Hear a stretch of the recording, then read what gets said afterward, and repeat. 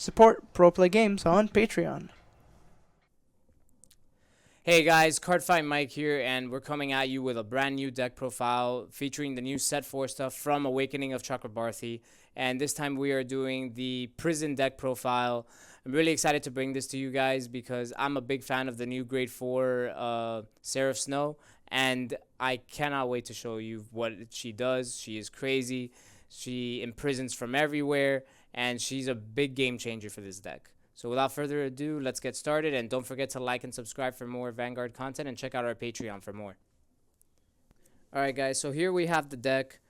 First we're going to start with the ride line, where the regular ride line is the usual Aurora Battle Princesses, Ruby Red, Kyanite Blue, and Risat Pink. Sorry guys, I'm butchering any of these names. And the main girl herself, Aurora Battle Princess Seraph Snow.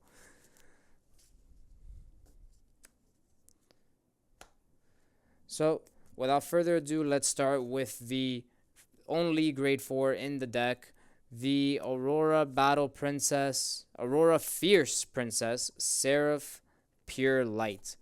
Beautiful card, beautiful artwork, and I'm really excited. I managed to get one of them SP. I've been trying to get the others, but that's going to have to come a little later. This card is nuts, guys. This card changes the deck completely.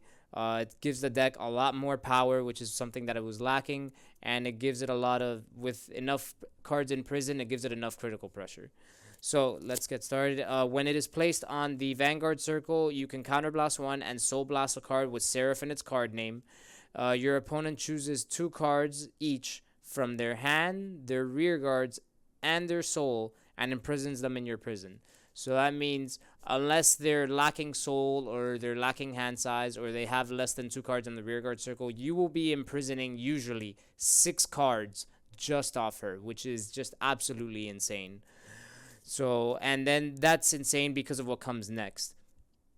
While she is in Vanguard circle continuous during your turn, all of your front row units get 5k for every 2 cards in the that you have imprisoned from your opponent. So if you imprison 6, you're immediately getting right there 15k, no questions asked. Let's say the prison was at 0 and you played her and you immediately put it at 6. The whole front row is gaining plus 15,000. That is just insane, guys. It's going to put her at 28k, just like every other grade 4 so far, to my knowledge.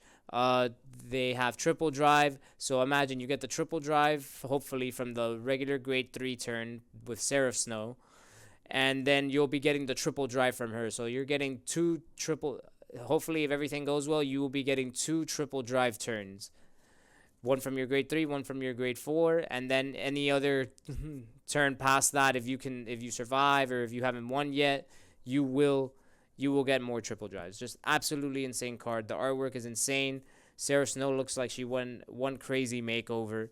And the best part is the last part. If there are 10 or more cards in your prison, all of your front row also gain a critical. So even though one of the things I've struggled with this deck, even though I like it, is that it's always been only 3 attacks.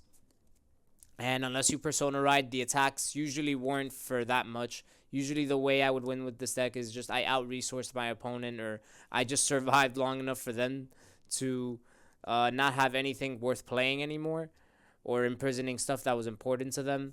But now with this, you get the usual plus 15k from having at least 6. Hopefully you can imprison other stuff with the other cards I have in this deck. And then if you happen to be at 10 or more, you gain a crit also, and that just keeps adding up, guys. Really amazing card, beautiful, and I'm really happy it came out in this set. Next, we're going to go here, the 4 of the grade 2 Aurora Battle Princess Agra Rogue. She is the one from set 1. You still use her. She is still one of the best. If you have 2 or more cards in your prison, she will gain plus 5k, and she will become a 15k intercept. Really good, strong defense. And when she is placed on rearguard circle, you soul blast 1, and you choose one of your opponent's rearguards and imprison it, front row rearguards, and imprison it. So be careful with that, guys. Don't play her and then you realize that it's not anything gets imprisoned, it's just the front row. There are other cards that imprison from anywhere, it doesn't matter, but for her it is specifically front row. Amazing card, good defense. and is one of the backbones of this deck. So I choose to still play 3 of the Aurora Battle Princess Cuff Spring from the previous set. I think she is really good because even though when she is placed on Rearguard Circle, your opponent chooses a card from their hand and imprisons it. If it was imprisoned, your opponent draws a card. Even so, it is fair in the sense that they will get to redraw whatever you just imprisoned. After all, you're playing this for free. You're not using any resources. But some people don't like it because, they get to draw a card at the end of the day. Some people prefer the order, which is really good too. I myself am a big fan of the order, especially since it will give an extra 5k. But I found myself really lacking rear guards a lot of the times while playing this deck. So I just wanted to have as many rear guards as possible, and she really helps with that. So, and she doesn't require any, like I said, any resource to just activate. You just place her, and you gain and you imprison something for free. So hopefully you force them to imprison something that they didn't want to, or maybe a trigger, and then that's one less thing you have to deal with.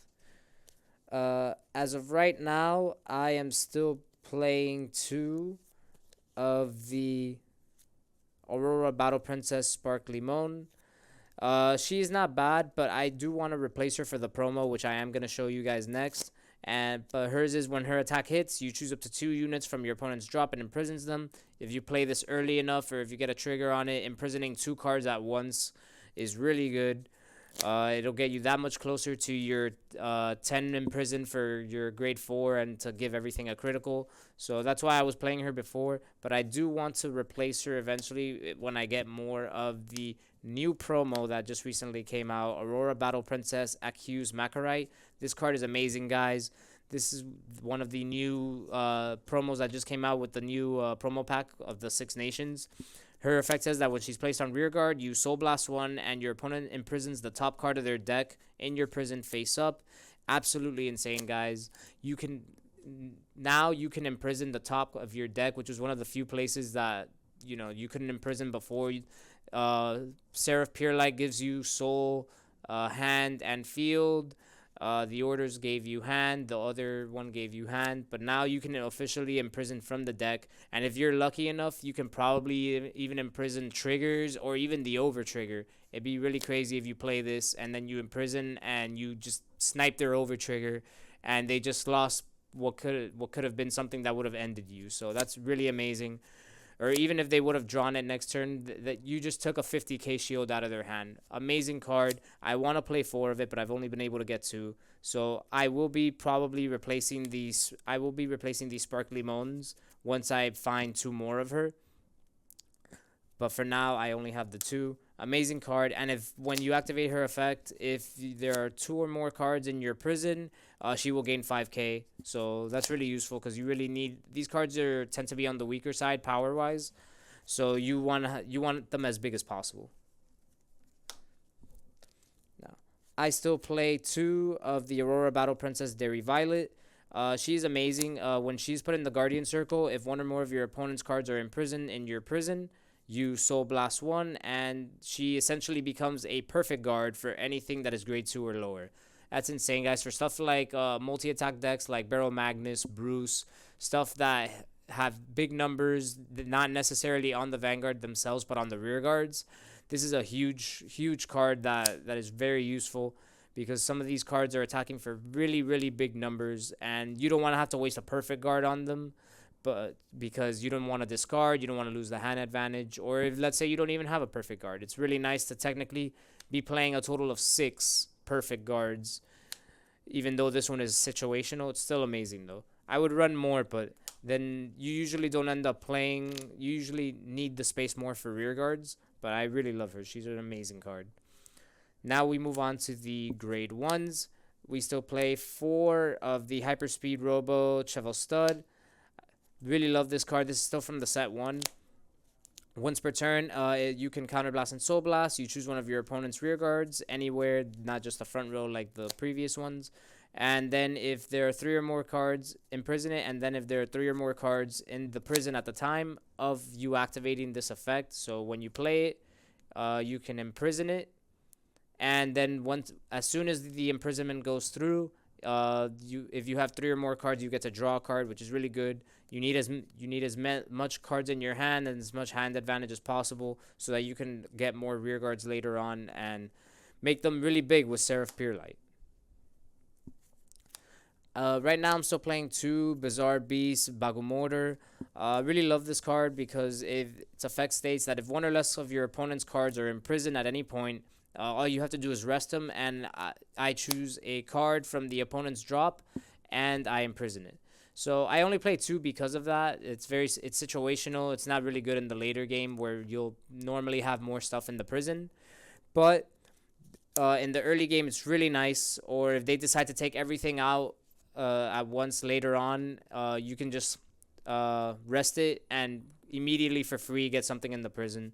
So it could be the difference between having an early start and making it to the 10 in prison for your critical later on in the game, and it could not. But worst case scenario, you use it as an 8K booster.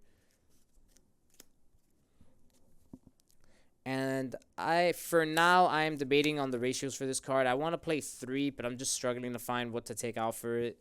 But this is the new Aurora Battle Princess Suppressed Gleamer. Really amazing card that if you have a Vanguard with Seraph in its card name, it gains 5K. So it's essentially a 13K booster, which is really nice. Like I said, the deck tends to lack a lot of power.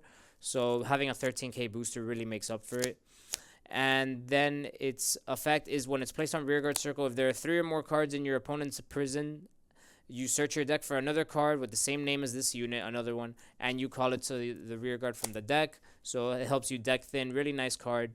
I just don't play more because I want to prioritize on card effects that allow me to imprison, so that my Seraph Peerlight can be as big as possible with its effect, and hopefully you can get the 10 imprison for the critical. That's why I'm only playing 2. It's an amazing card, but it doesn't imprison, so I've been taking less ratios of it. But I do really like it when you play it, and then you essentially get 2 13K boosters, which is really nuts. And lastly, for the grade 1s, we have the 4 perfect guards. All the current nation perfect guards that come from set 1 usually do the same thing. When this unit is put on Guardian Circle, you choose one of your units. It can't be hit until the end of that battle. And if you have 2 or more cards in your hand, you choose a card and discard it. So, like I said before, when you play it, and as soon as you play it, if you have 1 or less cards in your hand, that's the way I like to think of it. If you have 1 or less cards in your hand, you play it for free. So it's really, really amazing. These are also used a lot, depending on what deck, they're used a lot in premium, so it shows how valuable they are. And one more grade 1, which is the mandatory Galaxy Central Prison Galactulus. It is the card where all your imprisoned stuff is gonna go. All the opponent's imprisoned stuff is gonna go. You search it directly from the ride line, so there's no need to play more than 1. Some people have played more than 1 just because of this specific effect that I'm gonna get into, where it's after you play it, you rest one of your units and you soul charge 3. So some people have played more 2 or sometimes even 3. I've seen. I wouldn't play 3, but just to get that extra soul charge, because a lot of the effects require soul. So I understand, but personally I just like it at 1. I feel like you always have enough soul to do all your plays. If you ran out of soul, then chances are that you've done a lot and there's just not more you can do. So I keep it at 1, the mandatory 1. And then for those of you that don't know how the prison system works, it is when you imprison something, your opponent can do one of the following to get back their choice of any imprisoned card. It's if they soul blast 1, they can choose one of the cards that's in prison and play it. And if they counterblast 1, they could choose 2 of their cards that are in prison and play them instead. So it forces them to give up resources just to get back stuff that they already had, which is why I really like this deck. Alright guys, so let's get down with the triggers. The 1 mandatory over trigger, well, not mandatory, but you really want to see it. It is the Star Dragon Deity of Infinitude Eldebrith. And all over triggers have the same effects. When they're checked, no matter if it's offensively or defensively, you get to draw a card.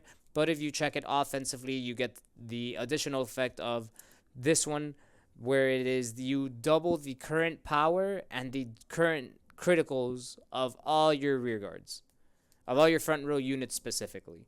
So it's really nice. I've had moments where during the triple drive, I've hit a critical, I place it on something, whether it be the Vanguard or a rear guard, and then I hit this, and the power of that unit not only doubled, but the critical did also. So it went from having 2 critical to 4.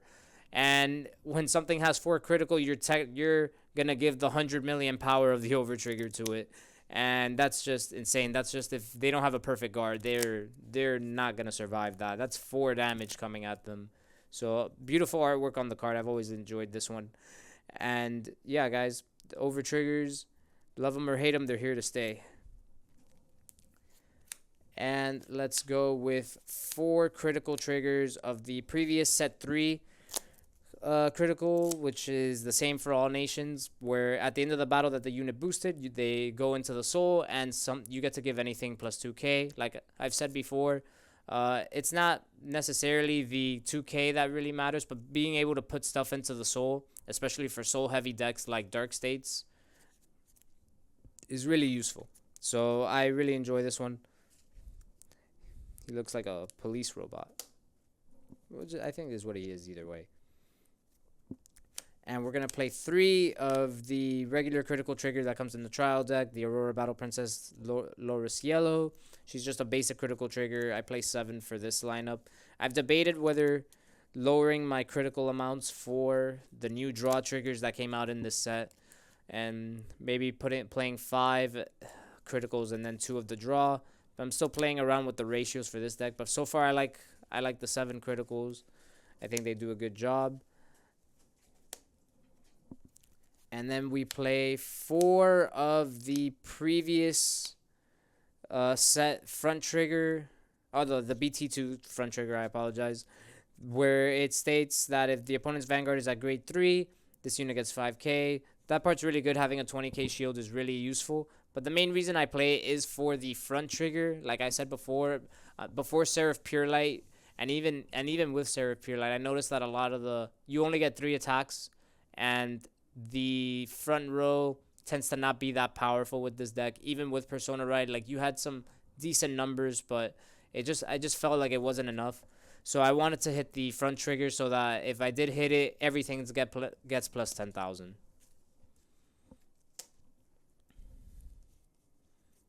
And lastly, we're going to play 4 of the heals. Can't wait for Bushiroad to eventually give us heal triggers with effects.